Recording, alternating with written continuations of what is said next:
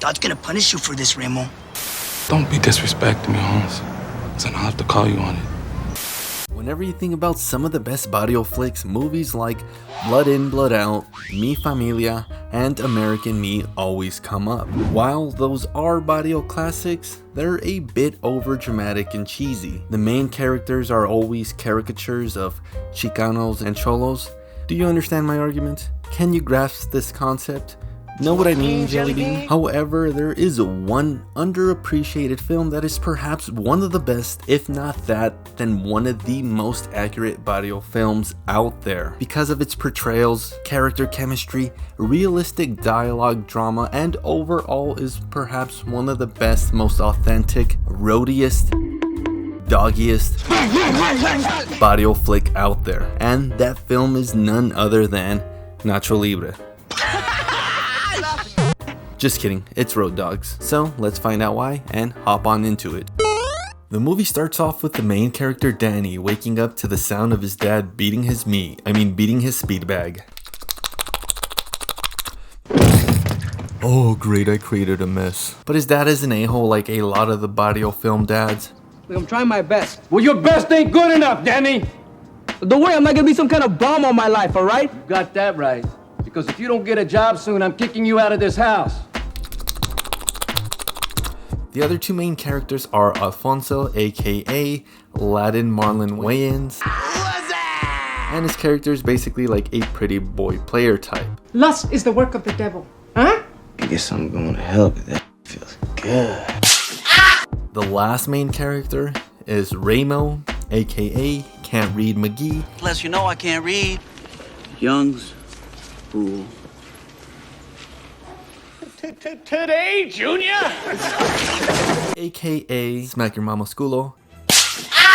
And he's basically like that poor friend that we've all had. And if you've never had a poor friend, then I hate to break it to you, but you probably are them. Your mama's so poor and been on unemployment so long, she got unemployed a month.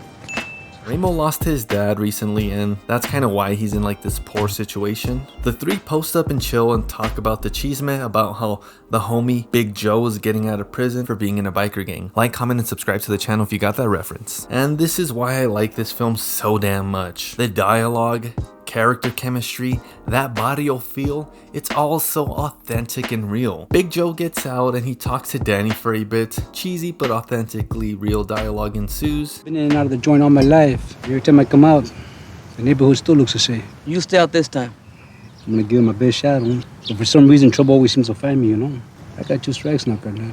One more and I'm gone for good. And all of a sudden, the main antagonist grabs, aka Benny Chicon. Sound like the mom, I ain't picking that shit up. Pops up trying to puff his chest and flashes bling all over Danny and Big Joe. What up, Gramps? Thought you knew, fool. Clocking that dope money, that's what's up. And again, real authentic drama and dialogue ensues. Don't be disrespecting me, Holmes. Then I'll have to call you on it. As a matter of fact, I'll tax you and ask for doing business in my neighborhood. And you ain't gonna do about it, listen. I feel this. You ain't gonna do shit, Chavana.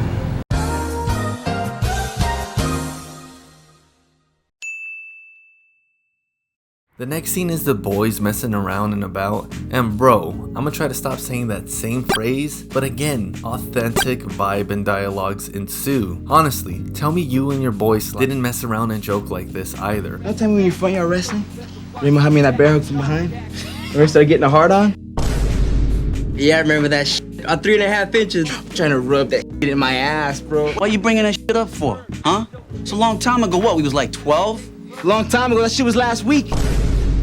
Yeah, whatever. Remo lights up the devil's lettuce and the rest ain't having it. So this creates some drama. Both you bitches. And we then see Remo all broken mad. Is it okay if I make myself a tortilla with butter? Sorry, no tortilla. Remo is also slinging weed for grams, but he's also smoking a lot of it. $5? That's right, $5. You do the math, genius. Stop smoking my shit. Later, they cool dog. The cool dog? Still got homie love? Yeah, we cool. Cool fact. And talk some more. Danny visits his girlfriend and they fight because she got accepted into New York University. Wait. New York University, isn't that like in New York? And Danny's got abandonment issues. Later on, it's party time and it's a good time when Lucy, Danny's girlfriend, shows up with one of her friends and Alfonso's horny ass drags Danny to go introduce him and her. So they hit it off.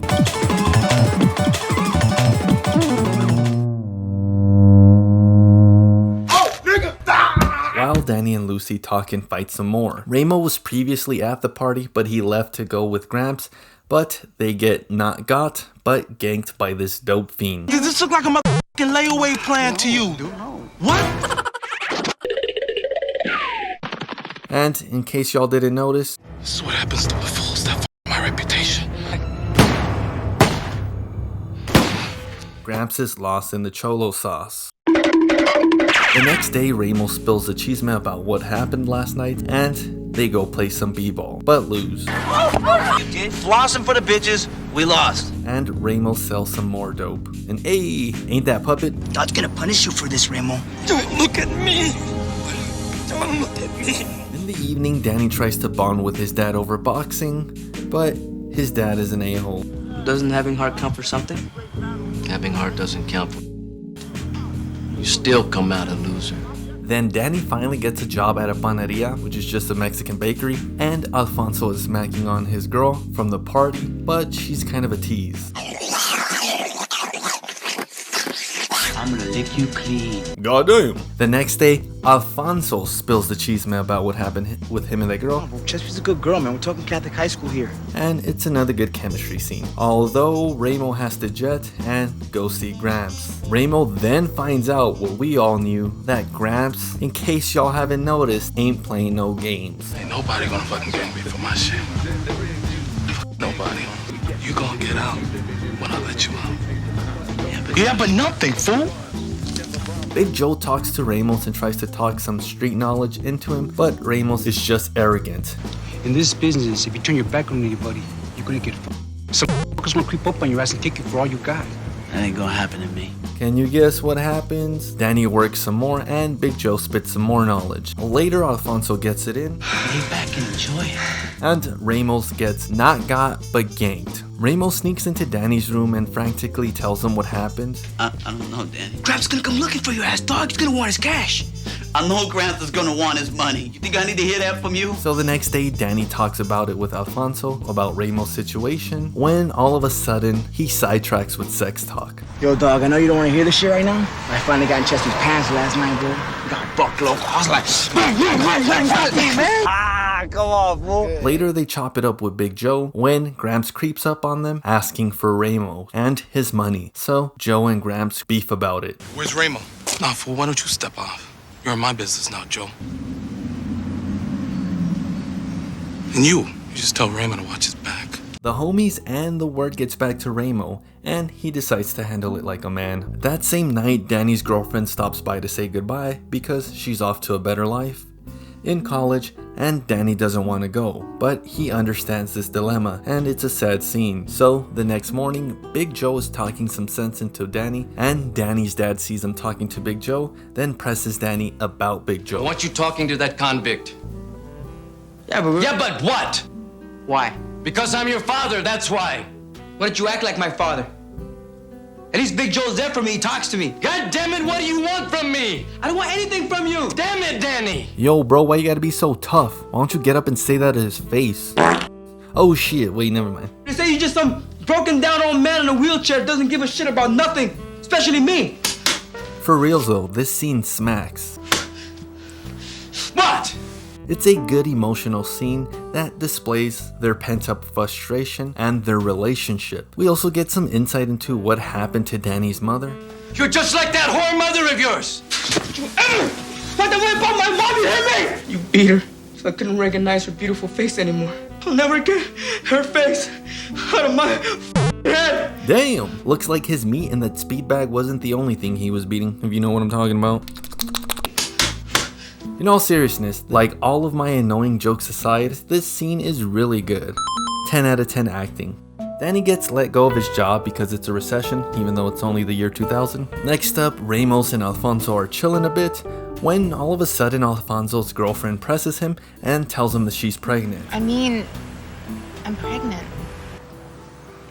Are you crying? crying. I just got something in my eyes. And I ain't trying to be sexist or anything like that, but she, along with the rest of women, really can't park. Oh my God, he on X Games mode. Or drive. I'ma show you how to turn up on your motherfucking birthday, bitch. Woo! She manipulates Alfonso and also gaslights him into marrying her. For all I know, you were afraid of losing me, so you went ahead and let yourself get me pregnant. This isn't my fault. Don't even try to put the blame on me. More great homie chemistry happens in the next scene. Then Alfonso asks that girl's parents for her hand in marriage. Another day in the hood passes and these three get some dank ass tacos. Hey bro, I don't know how you can eat tacos with cow tongue. That's some nasty ass shit. Well, never mind. Two of them get dank ass tacos. Cows spend their whole day licking their big ass balls. Shit, where do you think the flavor comes from? Disgusting! Gramps catches them lacking and Ramos stands up to him, but gets lucky because of this taquero snitch vendor.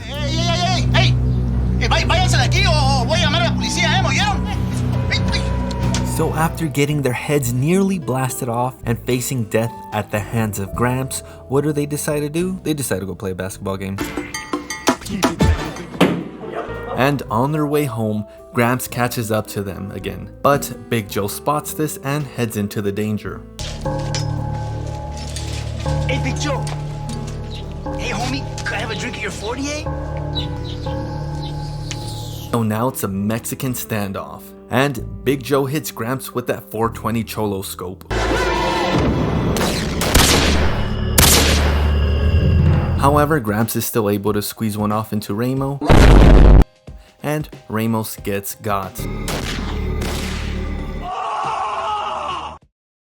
Time flies, homies dies, Big Joe cries because he's back in prison, and best friends say goodbye because these two go their separate ways. Since Danny is going to New York with his girlfriend and Alfonso stays to raise a family with that one girl who doesn't know how to park but he impregnated. Oh my God, he on X Games mode. And we get one last great homie chemistry scene. Really miss Ramo, you know. And me too, dog.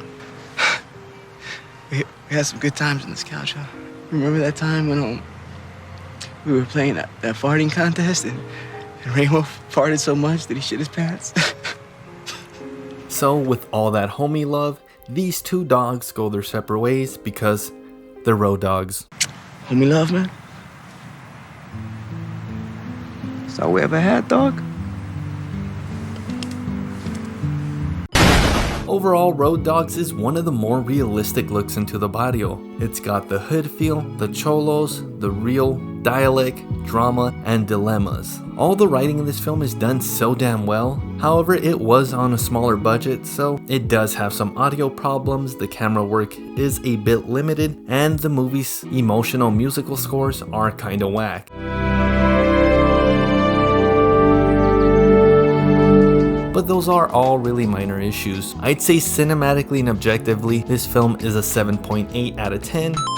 But as one of my favorite hood films and a certified barrio classic, it's easily a 10 out of 10 orales. And a must-see if you like these Chicano Cholo films. This shit smacks. Although I am puzzled to how most of the film scores are low and mediocre when it comes to this movie. It's a really great drama, but I don't know. Maybe the critics went into this thinking it was going to be another Blood In, Blood Out or American Me. So yeah, check it out and like, comment, subscribe, and stick around to the channel for more. Later.